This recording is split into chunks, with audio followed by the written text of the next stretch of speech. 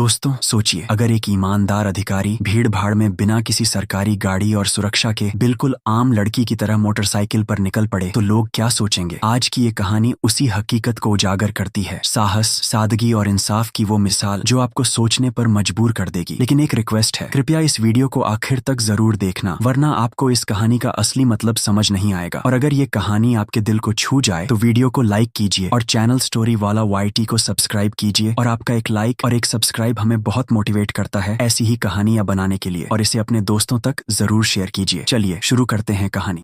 दोस्तों, अधिकारी नेहा सिंह अपनी सहेली की शादी में जा रही थी। उन्होंने आम लड़की की तरह साधारण कपड़े पहने हुए थे। ना कोई सरकारी गाड़ी थी, ना कोई सुरक्षा, बस एक आम लड़की की तरह वह मोटरसाइकिल चला रही थी। जब वह किशनगढ़ शहर के पास पहुंची तो उन्हें आगे एक पुलिस चेक पोस्ट दिखाई दिया। वहां 4-5 पुलिसकर्मी सड़क पर खड़े थे। उनके बीच में इंस्पेक्टर मोहित पटेल अपनी वर्दी में खड़ा था। उसने हाथ में लाठी उठाकर नेहा को रोकने का इशारा किया। नेहा ने मोटरसाइकिल सड़क के किनारे लगाई और खड़ी हो गई। इंस्पेक्टर ने सख्त आवाज में पूछा, कहाँ जा रही हो? नेहा ने बहुत शांत स्वर में जवाब दिया, एक सहेली की शादी है, वहीं जा रही हूँ। इंस्पेक्टर मोहित पटेल ने उन्हें सिर से पांव तक देखा। वह 25 साल की एक खूबसूरत महिला थी। फिर वह हंसते हुए बोला, अच्छा, सहेली की शादी में खाना खाने जा रही हो, लेकिन हेलमेट क्या तुम्हारे बाप ने पहनना है? क्यों नहीं पहना? और ये बाइक भी बहुत तेज चला रही थी। चलो अब चालान कटेगा। ऐसा कहते हुए उसने चालान की पर्ची निकालनी शुरू कर दी। नेहा समझ चुकी थी कि उसकी नीयत ठीक नहीं है और यह सब एक बहाना है। उन्होंने कहा, सर, मैंने कोई कानून नहीं तोड़ा है। ओ मैडम, हमें कानून मत सिखाओ, मोहित झल्ला कर बोला। उसने पास खड़े एक कांस्टेबल की तरफ देखा, फिर नेहा की ओर मुड़कर कहा, इसे सबक सिखाना होगा। अचानक इंस्पेक्टर ने जोर से एक थप्पड़ मारा नेहा के गाल पर। बहुत सवाल कर रही है, जब पुलिस कुछ कहे तो चुपचाप मान लेना चाहिए। नेहा का सिर एक पल के लिए घूम गया, लेकिन उन्होंने खुद को संभाल लिया। उनकी आंखों में गुस्सा साफ झलक रहा था। इंस्पेक्टर हंसते हुए बोला, अब भी इसकी आंखों में घमंड है। ऐसे कितनों को ठीक कर चुका हूँ, इसे अच्छी तरह से सबक सिखाना होगा। एक कांस्टेबल आगे आया और बोला, सर, इसे थाने ले चलते हैं, वहीं इसका इलाज होगा, तब समझेगी कि पुलिस से कैसे बात की जाती है। फिर एक और कांस्टेबल ने नेहा का हाथ पकड़कर खींचते हुए कहा, चलो गाड़ी में बैठो। नेहा ने झटके से अपना हाथ छुड़ाया और गुस्से में बोली, हाथ लगाने की कोशिश मत करना, वरना अंजाम अच्छा नहीं होगा। इंस्पेक्टर और भड़क गया। उसने एक और कांस्टेबल से कहा, देखो इसका घमंड। कांस्टेबल आगे बढ़ा। उसने नेहा का बाल पकड़कर उसे खींचना शुरू कर दिया। नेहा दर्द से कराह उठी। फिर भी उन्होंने अब तक अपनी असली पहचान नहीं बताई थी। वह देखना चाहती थी कि यह लोग कितनी नीचता तक जा सकते हैं। इसी बीच एक पुलिसकर्मी ने गुस्से में उनकी बाइक पर लाठी मार दी और ऊंची आवाज में बोला, बड़ी आई साधु बनने वाली, अब तुझे खिलौना बनाकर खेलेंगे। नेहा सिंह अब अच्छे से समझ चुकी थी कि उनके साथ क्या होने वाला है और यह लोग कितना नीचे गिर सकते हैं। इंस्पेक्टर की आंखों में गुस्सा भरा था। वह जोर से चिल्लाया, तेरे जैसे कई होशियार देखे हैं, पुलिस से पंगा लेगी, आज मजा चखाएंगे। चलो इसे थाने ले चलते हैं, वहाँ समझ में आ जाएगा। इस समय भी नेहा चुप थी। उन्होंने अब भी अपनी पहचान उजागर करने की कोई कोशिश नहीं की। वह देखना चाहती थी कि यह लोग प्रशासन की कितनी बदनामी कर सकते हैं और एक आम नागरिक पर किस हद तक जुल्म ढा सकते हैं। इंस्पेक्टर मोहित पटेल अब खींच चुका था। उसके सामने एक ऐसी महिला खड़ी थी जिनके कोमल गाल पर थप्पड़ पड़ा था, जिनके बाल खींचे गए थे, जिसे जबरन सड़क पर घसीटा गया था। फिर भी वह एक मूर्ति की तरह शांत खड़ी थी, ना कोई चीख, ना कोई आंसू। इंस्पेक्टर मोहित सोच रहा था, थाने पहुंचते ही देखता हूँ इस जिद्दी और घमंडी औरत का इलाज कैसे किया जाए। यह सिर्फ गुस्सा नहीं था, यह वो गुस्सा था जो अंदर ही अंदर सुलग रहा था। चौकी इंचार्ज इंस्पेक्टर हंसते हुए बोला, अब इसकी जुबान भी चलने लगी है, चलो थाने, देखेंगे कितनी चलती है इसकी जुबान। थाने में घुसते ही इंस्पेक्टर जोर से चिल्लाया, ओए कहाँ गए सब, चाय पानी लगाओ जल्दी, आज एक खास माल आया है। नेहा सिंह अब भी कुछ नहीं बोली, बस थाने की दीवारों को देखती रही। वह देख रही थी कि यह लोग उन निरीह लोगों के साथ कैसा व्यवहार करते हैं जो कभी आवाज नहीं उठाते। तभी एक कांस्टेबल इंस्पेक्टर के पास आया और धीरे से बोला। कांस्टेबल मोहित की ओर झुककर फुसफुसाया, क्या केस है सर? इंस्पेक्टर मोहित पटेल ने हंसते हुए कहा, अरे कुछ भी नहीं, स्पीड ब्रेक करो या हेलमेट का बहाना मारो, जो मन हो लिख दो, बस अनवर करना है और इसका घमंड तोड़ना है, ज्यादा सवाल मत कर। नेहा सब कुछ सुन रही थी, लेकिन उनकी आंखें अब भी चुप थीं, मानो वह चाहती थी कि पुलिस की यह गिरावट खुद उनके ही मुंह से उजागर हो। इंस्पेक्टर कुर्सी पर बैठा, हाथ में पेन लिया और टेबल पर घुमाने लगा। फिर नेहा की ओर देखकर पूछा, नाम क्या है, कहाँ रहती है, किसकी बेटी है? नेहा चुप रही। फिर इंस्पेक्टर बोला, सुनाई नहीं देता, नाम क्या है तेरा? लेकिन नेहा की चुप्पी अब भी पत्थर की दीवार जैसी अडिग थी। तभी इंस्पेक्टर ने जोर से मेज पर हाथ मारा, इतनी जोर से कि आवाज पूरे थाने में गूंज उठी। फिर गुस्से से चिल्लाया, सुनाई नहीं देता, नाम बता जल्दी। नेहा ने मुंह घुमाकर शांत स्वर में उत्तर दिया, जी पूजा पटेल। इंस्पेक्टर उसके चेहरे की ओर देखकर हंसते हुए बोला, ओहो बड़ी चालाक लड़की है तू, झूठ बोलने में तुझे खासा तजुर्बा है, लेकिन याद रख, ज्यादा होशियारी महंगी पड़ती है, एक भी गलती की तो पछताने का मौका तक नहीं मिलेगा। फिर नेहा सिंह को जबरदस्ती उस सड़ी हुई हवालात में डाल दिया गया जहाँ पहले से 2 कैदी मौजूद थे। उनमें से एक कैदी ने नेहा की ओर देखते हुए पूछा, बहन तूने क्या गुनाह किया है? नेहा ने हल्की सी मुस्कान दी, लेकिन कुछ नहीं बोली। अब वह बस देख रही थी कि ये पूरा सिस्टम कितना सड़ चुका है। अगर एक अधिकारी को बिना वजह अंदर किया जा सकता है तो आम आदमी की हालत तो सोच पाना भी मुश्किल है। अब वह उस कोठरी के कोने में बैठी थी, सब कुछ देख रही थी, सुन रही थी और हर एक हरकत को समझ रही थी। उधर इंस्पेक्टर मोहित पटेल एक झूठी रिपोर्ट बना रहा था। उसने आदेश दिया, इसके ऊपर चोरी और ब्लैकमेलिंग का केस ठोक दो, और फाइल पर हाथ मारते हुए बोला, चलो जल्दी। एक कांस्टेबल ने हिचकते हुए पूछा, लेकिन सर बिना सबूत। मोहित हंसते हुए बोला, इस थाने में सबूत लाए नहीं जाते, बनाए जाते हैं। कुछ देर बाद एक कांस्टेबल कोठरी में आया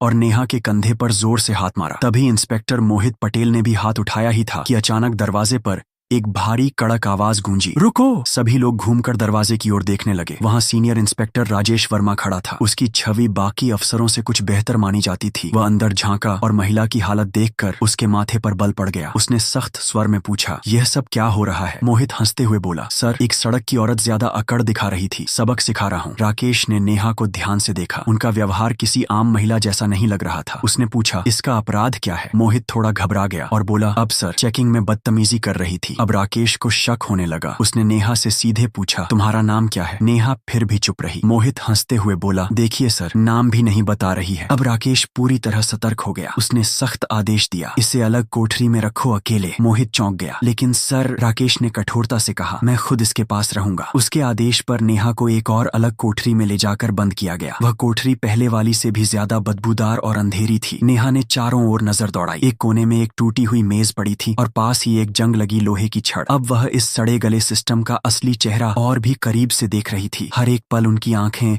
यह समझ रही थीं कि कानून अब सिर्फ फाइलों तक सीमित रह गया है। इसी बीच एक कांस्टेबल दौड़ते हुए आया और बोला, सर बाहर एक बड़ी गाड़ी खड़ी है। मोहित चौंक गया। पूछा, कौन सी गाड़ी? कांस्टेबल घबराते हुए बोला, सर सरकारी गाड़ी। मोहित तुरंत बाहर गया। गाड़ी के अंदर झांकते ही उसके होश उड़ गए। वो भागकर वापस आया और धीमी आवाज में बोला, सर। मोहित झुंझलाकर बोला, क्या हुआ? कौन आया है? कांस्टेबल कांपते हुए बोला, सर कमिश्नर साहब आए हैं। मोहित का चेहरा पीला पड़ गया। सीनियर इंस्पेक्टर राकेश वर्मा भी सतर्क हो गया। अब मामला सीधे ऊपर तक पहुंच चुका था। कमिश्नर साहब थाने में दाखिल हुए। उनकी आंखों में गुस्सा साफ झलक रहा था। उन्होंने मोहित की ओर देखकर सख्त स्वर में पूछा, इंस्पेक्टर मोहित, ये क्या तमाशा चल रहा है यहाँ? मोहित घबरा गया और बोला, कुछ नहीं सर, एक छोटा सा केस है बस। कमिश्नर साहब ने टेबल से फाइल उठाई और ध्यान से पढ़ने लगे। उनके माथे पर शिकन आ गई। फिर वह कोठरी की तरफ झांके और बोले, यह कौन है? मोहित तुरंत बोला, सर इस महिला पर 720 और धोखाधड़ी का केस है। कमिश्नर ने सीधा सवाल किया, तुम्हारे पास सबूत है? फिर दोबारा बोले, कोई भी सबूत है तुम्हारे पास? अब मोहित पूरी तरह फंस चुका था। कमिश्नर साहब ने सीधे महिला की ओर देखा और पूछा, तुम्हारा नाम क्या है? और तभी पहली बार नेहा सिंह ने हल्की सी मुस्कान दी और कहा, अधिकारी नेहा सिंह। थाने में एकदम सन्नाटा छा गया। हर चेहरा पीला पड़ गया। मोहित के हाथ पांव कांपने लगे। बाकी सभी कांस्टेबल हैरान होकर एक दूसरे की ओर देखने लगे। मोहित के पैरों तले जमीन खिसक गई। जिस महिला को वह एक मामूली अपराधी समझ रहा था, वह थी वही अधिकारी जो पूरे जिले की प्रशासनिक व्यवस्था संभालती थी। वह कोई आम औरत नहीं थी, वह थी स्वयं अधिकारी नेहा सिंह। जिस महिला को सड़क पर घसीटा गया था, जिनके बाल खींचे गए थे, जिसे थप्पड़ मारा गया था। जब यह सच्चाई सबके सामने आई, पूरे थाने में हड़कंप मच गया। सभी कांस्टेबल स्तब्ध हो गए। कमिश्नर साहब ने तेज गुस्से से भरी नजर से इंस्पेक्टर मोहित की ओर देखा और गरजते हुए बोले, मोहित, तुझ में इतनी हिम्मत आई कैसे कि तू एक सीनियर ऑफिसर पर झूठा आरोप लगाने की जुर्रत कर बैठा? मोहित कुछ बोलने की कोशिश कर ही रहा था कि तभी पास में खड़े सीनियर इंस्पेक्टर राकेश वर्मा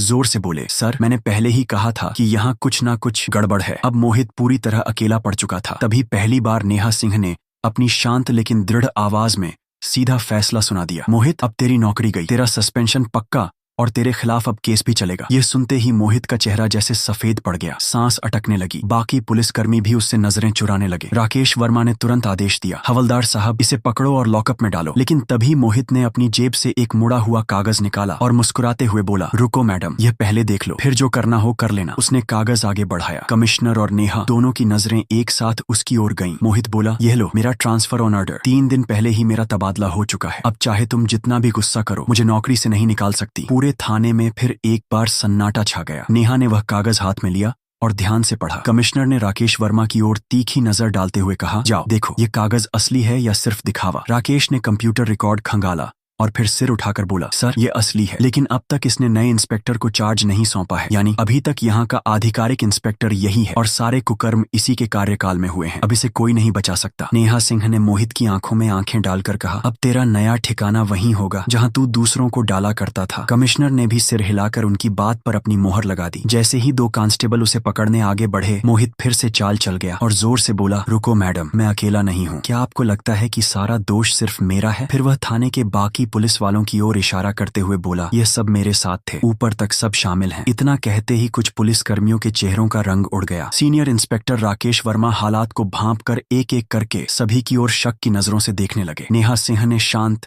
लेकिन दृढ़ स्वर में कमिश्नर की ओर देखते हुए कहा, अब इस पूरे थाने को साफ करना होगा, कोई नहीं बचेगा। कमिश्नर ने भी सिर हिलाते हुए कहा, जो हुकुम मैडम, अब एक एक करके सबका हिसाब लिया जाएगा। ये बात मुंह से निकलते ही थाने के भीतर बिजली सी गिर गई। थाने के बाहर कुछ पत्रकार पहले से खड़े थे। उन्हें पहले से ही शक था कि थाने के अंदर कोई बड़ा घोटाला चल रहा है। जैसे ही उन्हें खबर मिली कि पूरा थाना लाइन हाजिर किया गया है, उन्होंने तुरंत मोबाइल से ब्रेकिंग न्यूज वायरल करना शुरू कर दिया। उसी वक्त एक चमचमाती गाड़ी थाने के सामने आकर रुकी। दरवाजा खुला और स्वयं एसपी साहब बाहर आए। चारों ओर नजर दौड़ाई। हर चेहरे पर हवाइयां उड़ रही थीं। थाने के सारे अफसर एक तरफ चुपचाप खड़े थे। ऐसा एसपी साहब ने तीखे स्वर में पूछा, यहाँ कब से तमाशा चल रहा है? लेकिन कमिश्नर और थाना इंचार्ज दोनों एकदम चुप थे। तभी नेहा सिंह ने सीधे एसएसपी की आंखों में आंखें डालकर कहा, क्या तुम्हें लगता है तुम बच जाओगे? राकेश वर्मा तुरंत एक फाइल निकालकर नेहा सिंह के हाथ में थमा दी। ये वही फाइल थी जिसमें एसपी साहब के सारे काले कारनामों का पर्दाफाश था। नेहा ने वह फाइल एसपी साहब की ओर बढ़ाते हुए कहा, लो देखो, इसमें तुम्हारे हर गुनाह का हिसाब लिखा है। एसपी साहब के माथे से पसीना बहने लगा। कमिश्नर ने बिना एक पल गवाए तेज आवाज में आदेश दिया, पकड़ो इसे, तुरंत गिरफ्तार करो। पूरा थाना स्तब्ध रह गया। इतने बड़े अफसर को किसी ने पहली बार